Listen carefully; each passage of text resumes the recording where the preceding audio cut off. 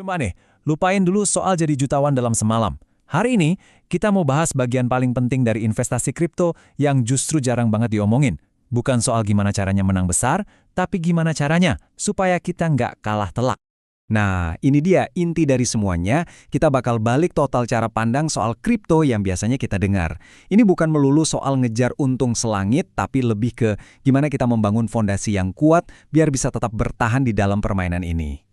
Kita semua pasti udah tahu kan gimana menggodanya dunia kripto ini? Lihat grafik hijau yang naik terus, cerita-cerita orang dapat untung gede di media sosial, semua ini tuh kayak demam emas versi digital yang narik banyak banget orang buat ikutan. Tapi, di balik semua keramaian itu, ada satu kebenaran yang mungkin kedengarannya nggak seksi, tapi ini krusial banget. Sebelum kamu mikirin mau beli Bitcoin atau Ethereum, fondasi yang paling pertama harus dibangun itu, ya, pengelolaan keuangan pribadimu sendiri. Disinilah letak perbedaannya yang fundamental. Kalau investasi, kita pakai modal yang emang udah disiapin buat resiko. Tapi kalau judi, kita malah pakai uang buat bayar sewa atau buat makan. Bayangin deh tekanan psikologisnya kalau yang dipertaruhin itu uang kebutuhan pokok. Gede banget, dan hampir pasti bikin kita ngambil keputusan yang ngawur. Terus gimana dong cara nyapinya? Gini, anggap aja kita lagi ngebangun semacam bunker keuangan pribadi. Ini tuh benteng pertahanan kita sebelum kita terjun ke medan perang pasar kripto yang super ganas. Dan ini dia aturan emasnya, dana dingin. Ingat ya, ini bukan uang sisa jajan atau uang kembalian. Ini adalah dana yang secara sadar kamu alokasikan, dana yang kalaupun amit-amit hilang semua, hidupmu tetap jalan dan kamu tetap bisa tidur nyenyak. Oke, jadi ada 3 lapis pertahanan yang harus kita bangun, secara berurutan. Pertama, arus kas positif. Kamu harus tahu persis uangmu masuk berapa, keluar berapa. Kedua, perlindungan. Ini adalah dana darurat. Nah, baru setelah 2 ini aman, kita masuk ke lapisan ketiga, alokasi risiko. Disinilah dana dingin tadi dipakai untuk investasi. Analogi ini pas banget sih. Mencoba investasi padahal arus kas saja masih berantakan, itu ibaratnya kayak berlayar di tengah laut tapi nggak bawa kompas. Kita nggak tahu posisi kita di mana, apalagi mau kemana. Gimana mau ngambil resiko kalau kita aja nggak tahu berapa banyak yang sanggup kita pertaruhkan. Tolong banget dipahami ya, dana darurat itu perisai, bukan pedang. Pasar kripto tuh nggak akan peduli kalau tiba-tiba mobil kamu mogok atau ada kebutuhan mendadak. Nah, bunker inilah yang ngelindungin investasi kamu dari guncangan di kehidupan nyata. Jadi kamu nggak terpaksa jual aset di saat harga lagi anjlok-anjloknya. Khususnya buat pemula, aset berisiko tinggi kayak kripto ini idealnya cuma jadi porsi kecil aja dari total portofolio kamu. Mungkin sekitar 5-15%. Intinya adalah mengelola risiko, bukan malah menaruh semua telur dalam satu keranjang yang sangat bergejolak. Oke, soal angka-angka dan strategi udah.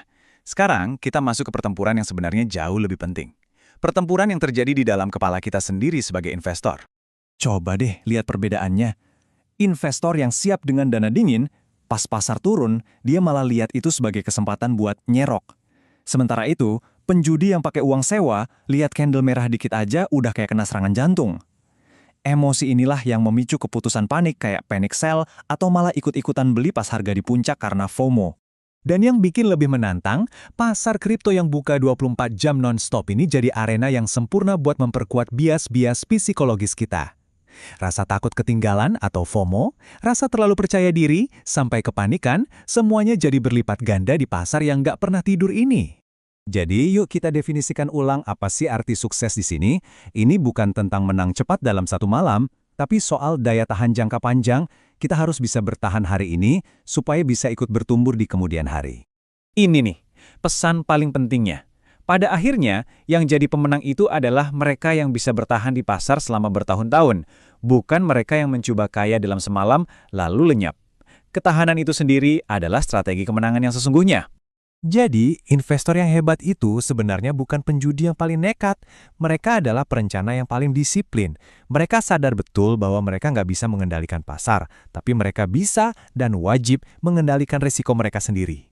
Tapi ingat ya, risikonya tuh nggak cuma soal harga yang turun. Ada juga risiko bursa atau exchange, tempat kita jual beli, bisa aja bangkrut dan uang kita ikut lenyap. Dompet digital kita bisa kena hack. Atau kita bisa kena tipu proyek abal-abal yang tiba-tiba kabur bawa semua uang investor. Ini pengingat keras kenapa pendekatan defensif itu vital banget. Pada akhirnya sih pilihannya simple. Anggap aja kripto itu seperti api.